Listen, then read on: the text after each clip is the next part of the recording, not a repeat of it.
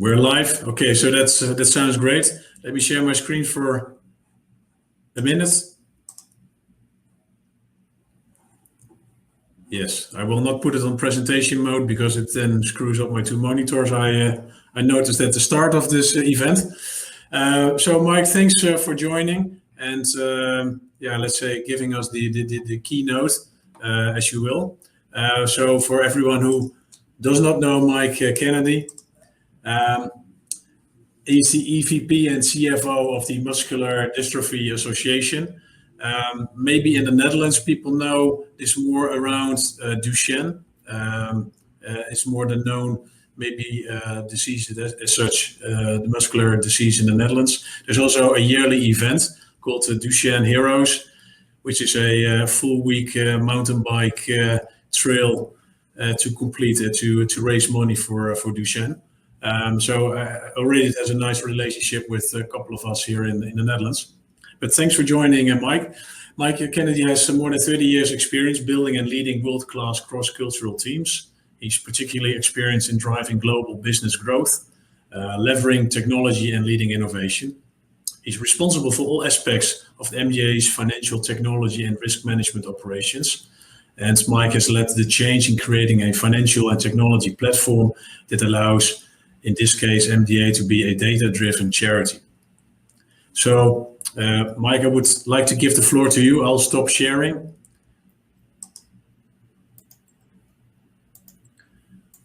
Okay, thank you very much, and once again, thank you for inviting me today. I appreciate the opportunity to share some of the journey that MDA has gone through. I appreciate all the support that you, Clarissa, and the rest of your Cloud Team company has given me to set this day up. So let's get started. Making a difference through technology innovation. It sounds like a great term, but it takes a lot of hard work, and it takes a lot of taking a look at your organization, opening it up, and finding out where those weaknesses are so that you can have a bigger and better impact on your organization and its impact on what it does. A lot of what we accomplished here at MDA can translate to either a profit company or a nonprofit. I spent a career with profit companies.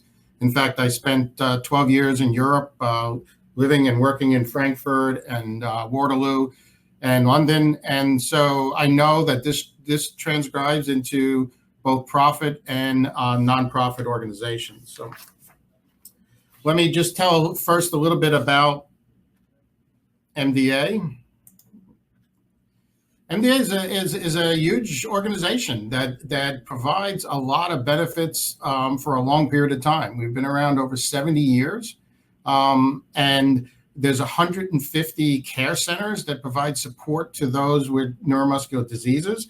We represent over 43 neuromuscular type diseases, including ALS, supporting people. And these care centers are in the top hospitals, and they're providing the benefits and the patient care. And we support them financially as well as intellectually, making sure that the topics in cures and research are readily available to everybody.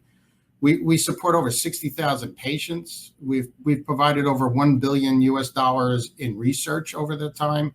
I mentioned the 43 diseases, 2,400 clinical providers, lots of summer camps that allow these individuals to become owners of their own lives, and they learn support mechanisms and tools of which how to survive, how to get to do everyday things that you and I may take for granted. And these camps are invaluable to these children.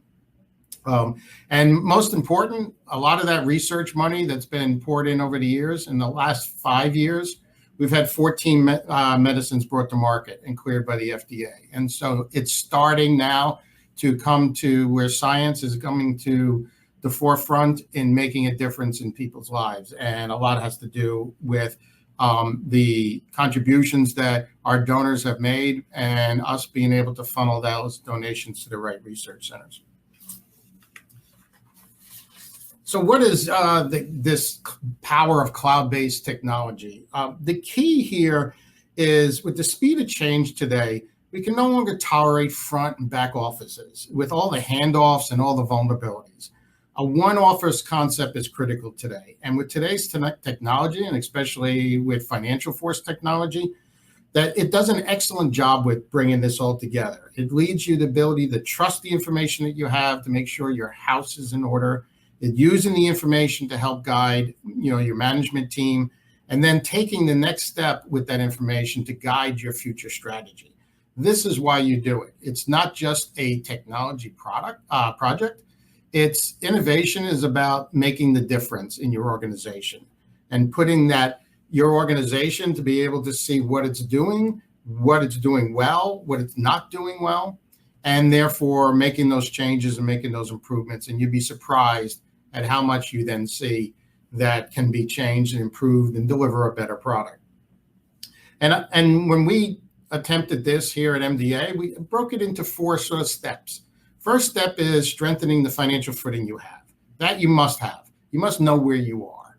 You must know exactly how much money is coming in, where it's being spent, and what is the impact it's having.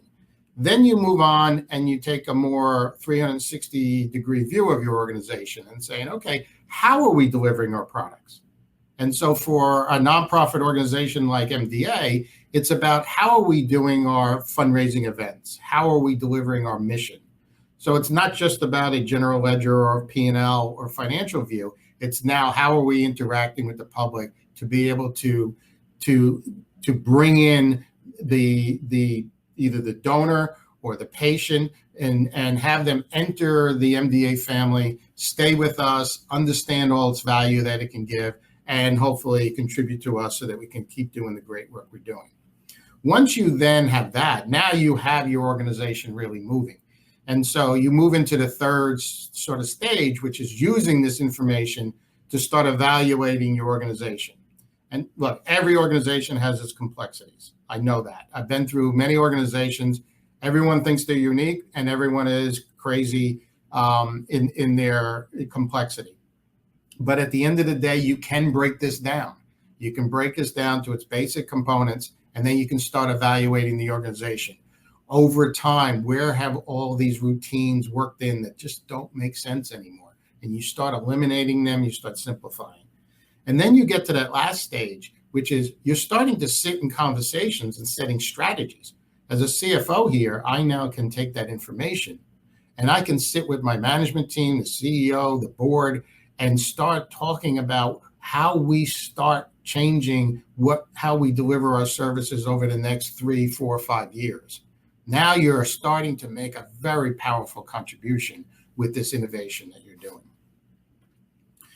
Look, every organization's complex. This was the technology structure when I came on board to MDA. It's crazy, right? But I'm sure it's a lot similar to a lot of organizations. You have processes just slowly tacked on year after year after year without any coherent strategy. And you end up like we did with 65 different types of systems, very few talking to each other, and a tremendous amount of inefficiencies. When I saw this roadmap, I immediately told me, no, that's impossible to manage. And it's impossible to add value. And it needs to be broken down and quite frankly, burnt to the ground. And so we started off, in a different way. And that's when I joined forces with Financial Force and Salesforce. And we started looking at, okay, let's start breaking down the first stage. Let's start taking a very simple process. And let's just we'll use MDA as our example, but it can apply, like I said, to any organization. Our field staff needs to either provide mission events or do fundraising. Fundraising is the easier example. So they need hats, t-shirts, water, whatever to run an event. So we set up a system where before they were spending 40% of their time just administrating that event.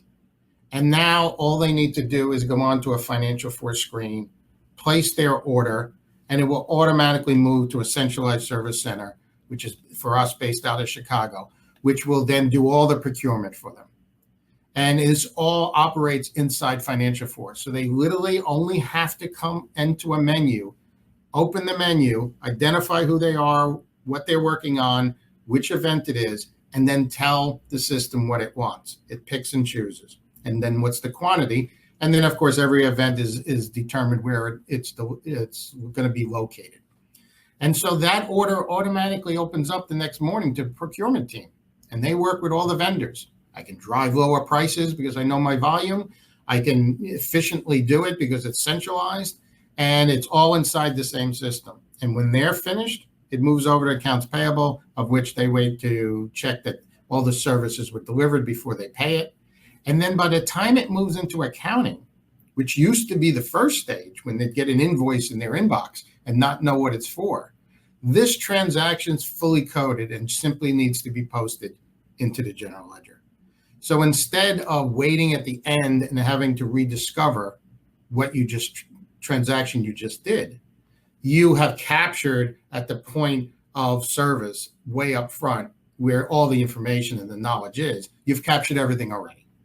And so you can see we've taken a very simple end-to-end process, and it fits into 4 boxes, 4 simple systems, and all driven by Financial Force. And that was the reason I went with Financial Force, because they were able to deliver the concept of what I had in mind of simplifying this and having it a single pass-through system so that there's no handoff drops.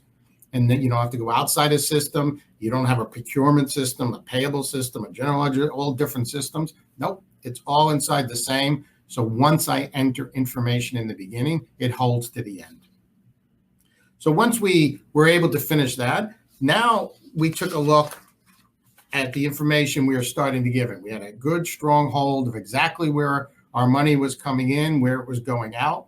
And now we stepped back and said, okay, now we needed to look at the entire organization, and in a Salesforce-driven platform, we were going to go out and change everything to a single platform.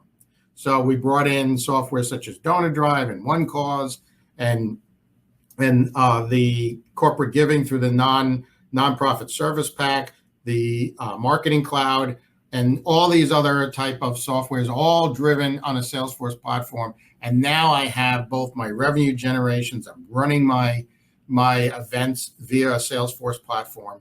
And the same concept that I have in my general ledger, I now have in everything else I do.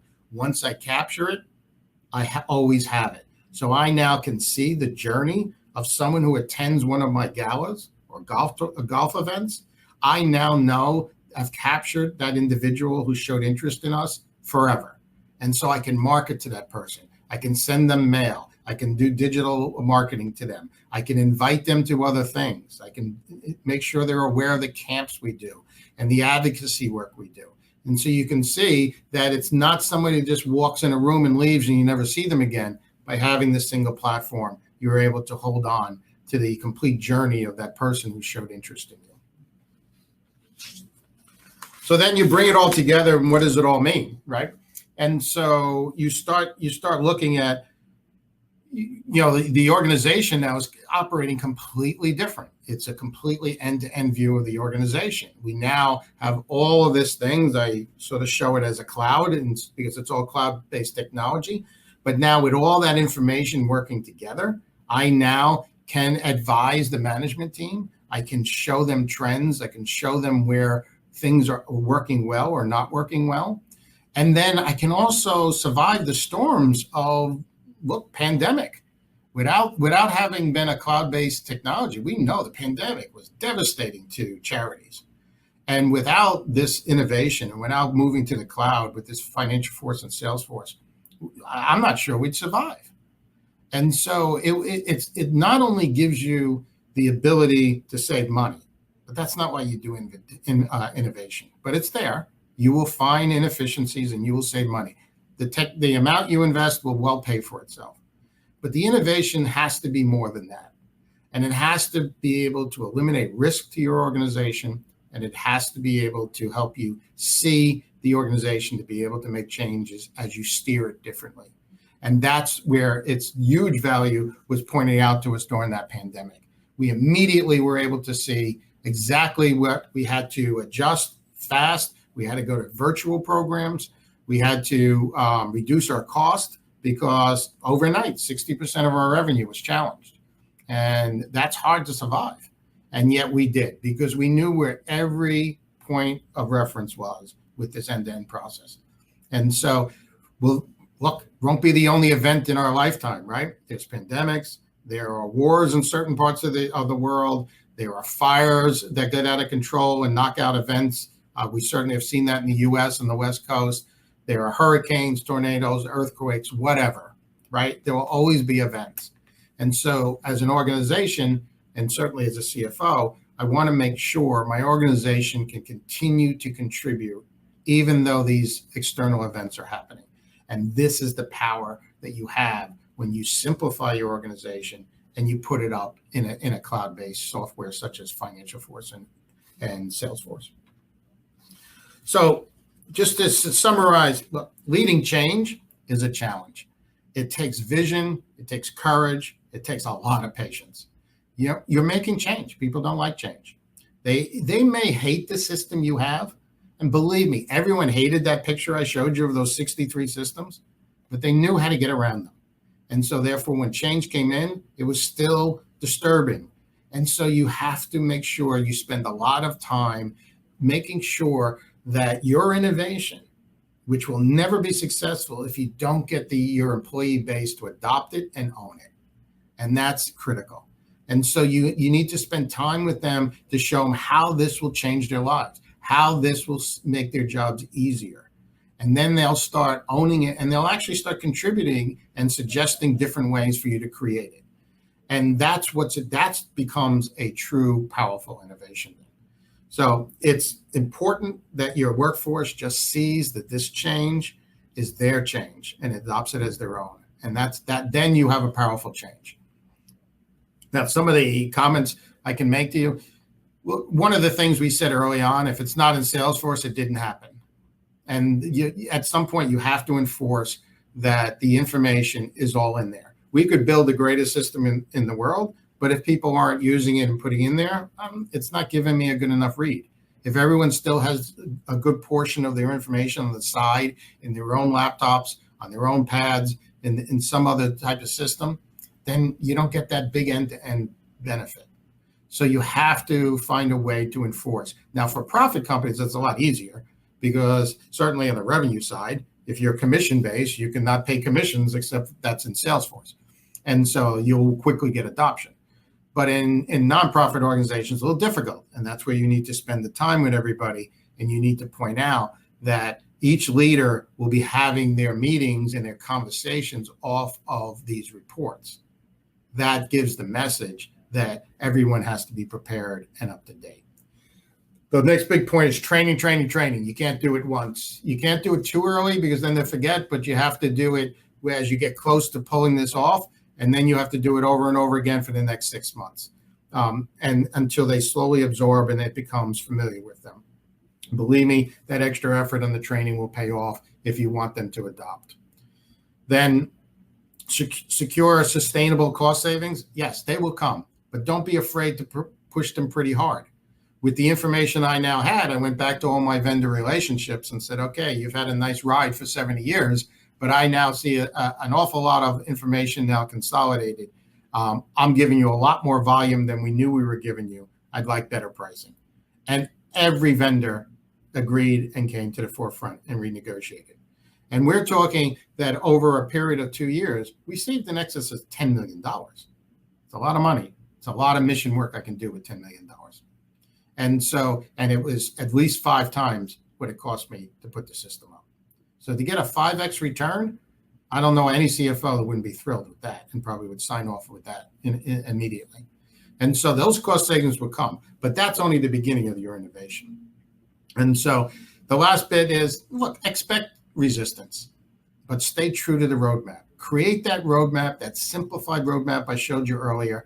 Create it and have it because you will have to go back to it over and over and over again because everybody will come to you and say, but they're different. Their department's different, and it's not different. And it can fit into the simplified stage. It's just they've applied some routines that are making it look different. And if you unwind some of those routines and change them into simplified routines, you will see that you can stay true to a very simplified one office concept. So you eliminate that front office, back office with all the handoffs that get dropped, And instead you have one office and you get to see end to end how your organization is performing. And you get, as a finance and technology group, suddenly you become a very important factor in the organization because you have the information that's driving strategy. So thank you for the time. I open up for any questions anybody has. Please feel free to ask me anything. Thanks, Mike, for I would say for your very, very precise story, and also with everything that you have accomplished with your organization. If I hear the story, I would say a lot of takeaways that other NGOs can take out of this. So once again, thank you very much for your story. And yeah, definitely, we have now 5 minutes or 8 minutes remaining for questions and answers. So if people in the call, if you would click on the tab stage, or if you are on the stage, so you can enter a question. In this case, I see a question from James Love. So I often say I have an ERP system, but no KPI dashboards, CEO. Then the system doesn't exist. A little tongue in cheek, of course. How important are dashboards for your management team?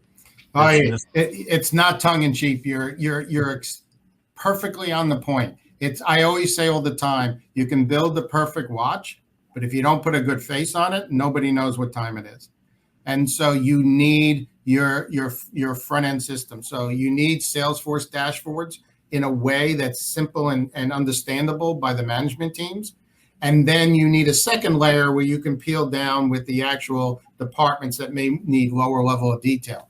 These are tools that Salesforce has. You have Tableau, for example, is one of the systems. That's one of the reasons Salesforce acquired Tableau, is because it's the next level extension that you can have all this great information. But if it's not presenting itself in charts and trends and simplified data that tells you where you are by month or quarter or full year, then you're absolutely right. You're still blind to the information. And that you don't want to be that. You want this to be very, very transparent.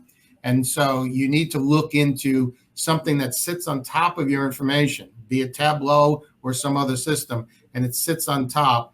And it's more than just your P&Ls. It's not about a P&L or a balance sheet. That gives a certain perspective, but a very historical perspective.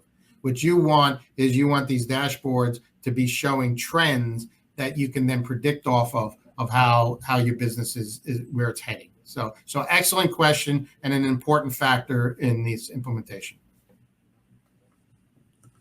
All right. Thank you, Mike. I see that James says, I will use that quote. I want royalties on that quote.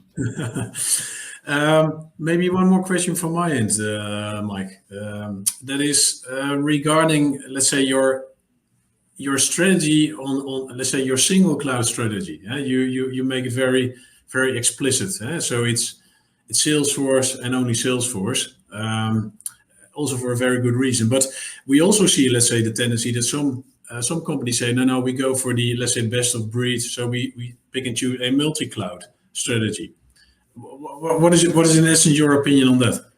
I understand both sides. I, as a CFO for a long time in many large and medium-sized organizations, I don't personally view it's worth the risk of the handoffs. I find that no matter how much you progress your organization with a technology platform, the more handoffs you have is the more errors you have. And so therefore, with today's technology that has a lot of branches. So for example, it's not that I'm going to Salesforce for everything. OneCause is not a Salesforce company. Donut Drive is not a Salesforce company, but they're written on that platform. So therefore, actually, the reason I like the Salesforce platform is because there's many, many different companies I can go to and still maintain that single platform structure. And so to me, it's about risk. And if I have all this information, the worst thing would be to take a read of bad information. Now I'm making a wrong conclusion. So yes, I know every vendor comes in and says they can do this piece really well. I get it. And sometimes you may need something like an overlay such as a Tableau to give you a better view of what you have. But your core end-to-end process, to me, it's extremely important to have it in the single platform so you don't have that risk of the handoff risk. All right, thank you very much. Maybe then a last final afterburner, looking back at your spaghetti slide with all your legacy systems that you showed, the 65 systems, and bringing that down, or you said burning that down, Right. to a very, let's say, limited set of applications. But maybe you could reveal a bit on what did that do to your cost of ownership in bringing that down? Right. It's interesting. I used that burning to the ground on purpose because I wanted to make sure they knew we're not patching here. We're starting over. And so, yeah, there's a transition period. We don't just throw everything out and close the doors for 6 months, but it's a trend, but once you're transitioning, you're not going to have that platform of 65 disparate systems ever again. And so it was important to take each one of them, understand what it's doing. And quite frankly, there was at least 15% of them that weren't even being used anymore, yet they were maintained. So there was savings right there, right? And so you're unwinding each of these contracts that were just onerous. And then worse than the contracts is you over time are starting to build all these patches to try to make them talk to each other. And that's now you don't even know what you have anymore. And so that was why we had to go to the single platform. It's that old way was a 1970s concept that just got patched in the 80s, 90s, 2000s, and so on. It was no different. I could go back to someone's architecture in the 1970s and see that schedule. And that's not innovation. So, but look, I could roll back the clock 5-10 years and not be able to necessarily change that. But today the technology is available. Today, Financial Force has that technology for you. Salesforce has that technology. Are the only ones? Yeah, probably not. But certainly they convinced me they were the ones to best get me to that one office concept. And it's proved out they got me there. And so it's worth it. Now, can they do everything perfectly? No. Their reporting needs the next generation. I get it. We've tacked on to other software such as Vena to try to do our reporting. I get it. I wish all that was in one, but it will get there. But what it did was it glued all the processing and the end-to-end operations sort of together. And that was the big savings. And to talk about over $10 million savings, and it was not, and that 10 million included no people savings. It had nothing to do with people savings. It was all about not needing such a 93 offices around the world to do all this activity because we were able to centralize. We were able to end this year with 4 offices. It's because we're now a cloud-based organization. We have a significant work from home process. I can get shared office space for when people need to get together. It's a completely different view of how you operate now. It's because everyone can take their laptop and key in and not miss a beat. And the same thing in that day in March when we all had to go home because of the pandemic. Everybody just took their laptops home that Friday and they were up and running on Monday. And that's because you build this single platform, this cloud-based platform, and it just keeps giving benefits. I hope that answers the question. Yes, for sure it did. No, for sure it did, Mike. So once again, thank you very much for providing your story and give those additional insights. And I would say, per definition, we can learn from it, and I truly hope the NGO network can take benefits from this. Right. And I fully realize some organizations may not have the ability to invest in all of it at once. That's okay. It doesn't, just because you have an end-to-end strategy doesn't mean you have to have it done by next week. It could be a 3-year strategy. But if you don't plan to arrive there in 3 years, you'll end up patching again and lose your way. So create the long-term strategy and then do what you can afford. Okay, thank you. We will definitely get back in touch, Mike. So once again, thank you very much. And there is a digital networking capability. If we leave, let's say, the stage, it's another feature in this platform. So let's join the network part and see if people would like to connect. It's a one-to-one connection for a couple of minutes that is then provided. So in here, thank you very much, everyone, for joining and having joined. And see you next time, and probably see you in the network event. Great, thank you, and good luck, everyone. Thank you. Bye.